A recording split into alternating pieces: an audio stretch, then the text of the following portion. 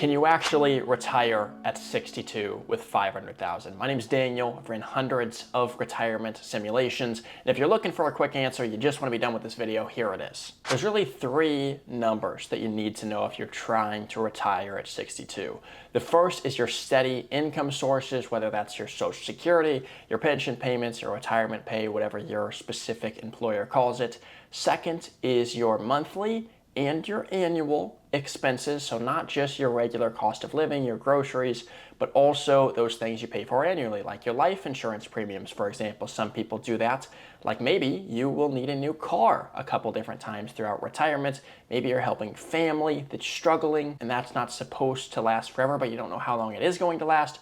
Your healthcare expenses, etc. And third is the withdrawal strategy that you're going to use on the nest egg that you have to hopefully be able to cover that gap between your guaranteed income and your total expenses needed. The simple formula is if your current steady income plus the amount that you're able to take from your nest egg using whatever withdrawal strategy that you choose is able to exceed your expenses throughout retirement, you can retire. So if you had a steady income of $36,000 a year post-tax, you needed around $50,000 a year post-tax, and your withdrawal strategy would then need to be able to produce around $14,000 a year, meaning if all of the money was just in a Roth IRA, a post-tax account, just to keep things simple, you'd need around $350,000. Here's the problem with this though. There's two main things. Number one is that this cookie cutter solution is exactly that. It's cookie cutter. It's not custom to you. You may have certain goals, such as leaving an inheritance behind, such as maybe on top of leaving that money behind to children, you maybe want to leave money behind to your church. Maybe it's neither of those things, and all you want to do is just make sure that you and your spouse, if you have one, is going to be able to survive as long as you live. Each of those goals might be better suited to different approaches to be able to accomplish them. And the second thing is it's not about how much money that you have in your nest egg, it's about how you use it, how you're able to be resourceful with that money. You may be able, not guaranteed, to be able to increase your probability of success of having a more comfortable retirement by using strategies outside of the stock market instead of just going with the traditional route following the herd. Now, following the herd, just keeping your money in the stock market using the simple 4% rule, may be the best thing mathematically for you, but you don't know until you run the numbers. For example, just to name a few different things I came up with on the top of my head making the video, one is buying your own pension. So if you have $500,000 in the stock market, maybe it's taking, let's just say half of that money, $250,000, buying your own guaranteed income stream for the rest of your life. That's going to take some pressure off of the market performance. Is that going to increase your probability of success? Sometimes it will, sometimes it won't. You got to check the numbers. Second, if you are expecting a pension in the future, or you're looking to optimize the pension that you just created, you just bought with $250,000, if we're sticking to that same example, you could look at what if, instead of just taking it joints like most people usually would to make sure that your surviving spouse would be okay if you were to pass away, you looked at the difference between taking it single and using the difference between single and joint to be able to buy a permanent life insurance policy so that when you pass, the spouse can use that death benefit tax-free to be able to purchase their own pension to make sure they would have the same, if not more income if you passed away. And if they didn't, you still had additional money. That's another creative option that a lot of people don't think about.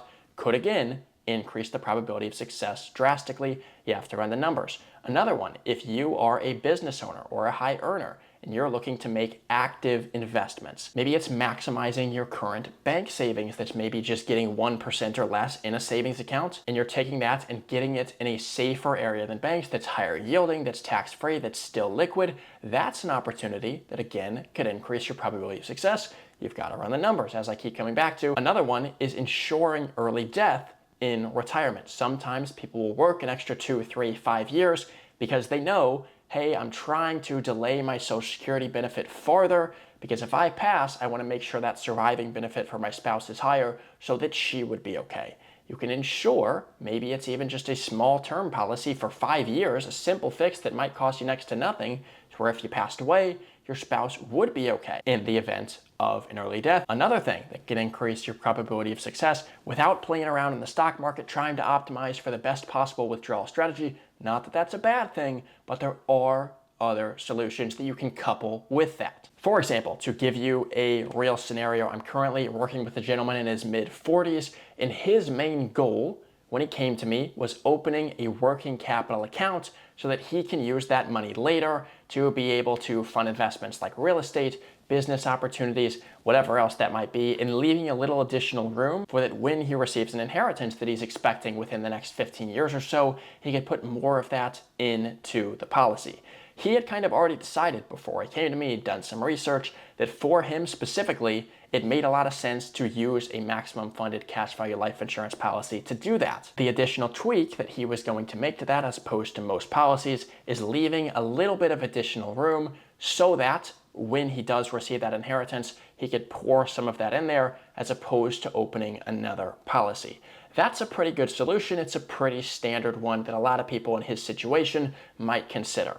However, upon further research and asking some more questions, getting clearer on his goals, what we were able to find is instead of just doing this very simple setup, which would have been good, what we could do as well is add in a little bit of leverage from the bank without getting very risky because he's expecting a future inheritance. So let's say that he was going to fund the policy with around $500,000 over the next 5 years in total.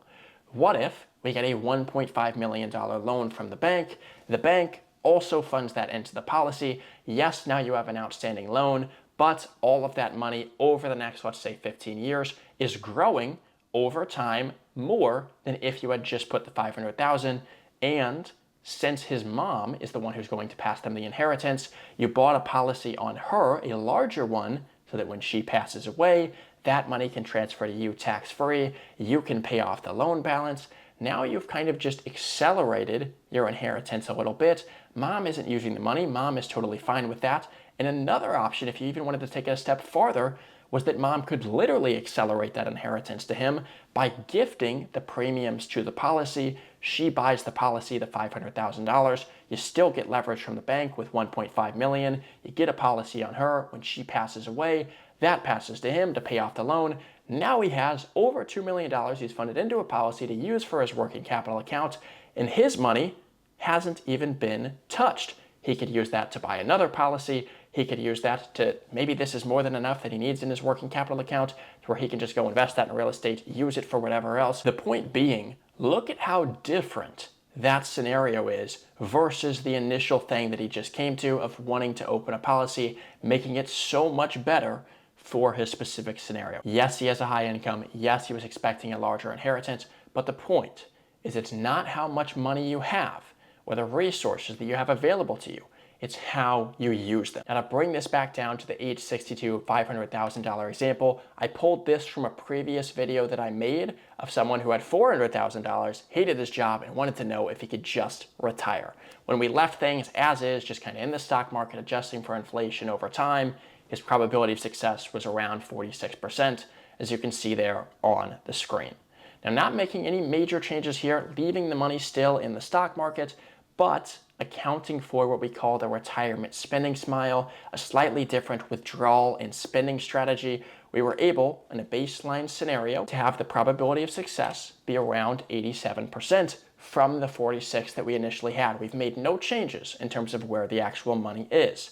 Small problem, and this isn't necessarily a reason to make any big changes, but is that if the market had a bad decade followed by some moderate growth, you can see the red bars there. Those are what he would be short to be able to fund his actual retirement if he made no changes. Of course, none of this is guaranteed. Just want to throw that out there. We're just running simulations in a retirement software. But then we showed not a bunch of different changes compiled on top of each other like sometimes is possible, and I just gave an example and went through other ways you can do that before that. But what if he just took a portion of that $400,000, bought his own pension through a private insurance company? That would actually increase his probability of success and still be fine in a bad decade followed by moderate growth, as you can see there, from 87 to 98%. 46 to 87 to 98% just by making two small tweaks to his situation for retirement. If you're in a similar position getting ready for retirement and would like some of these numbers checked for yourself, book a 20 minutes quick consultation with myself down below. I'd be more than happy to do that. And now that you understand that it's not about how much money you get to in retirement, but more so about how you use it, how resourceful you can get, watch this video on screen now. It shows the full video of the situation I teased at the end of this one, where how 2 simple, resourceful tweaks for this couple were able to make all the difference in retirement. Because this could be the difference of you retiring 2, 3, 5 years earlier, spending 20, 30, 50% more in your retirement.